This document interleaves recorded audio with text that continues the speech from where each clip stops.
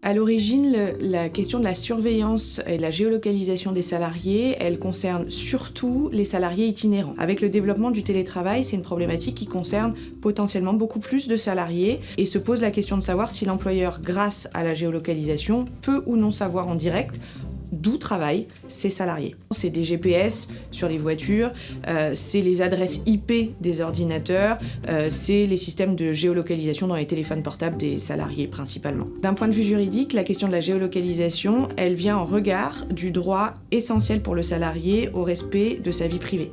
L'employeur peut apporter des atteintes à ce droit au respect de la vie privée, mais sous réserve que ces atteintes soient proportionnées au but recherché et justifiées par l'objectif poursuivi. C'est des systèmes qui doivent être déclarés à la CNIL. Si l'employeur ne le fait pas, il ne pourra pas utiliser les éléments qui résultent de ces dispositifs de géolocalisation. Dans un souci de loyauté, il doit prévenir les salariés de la mise en place de ce dispositif et de sa finalité.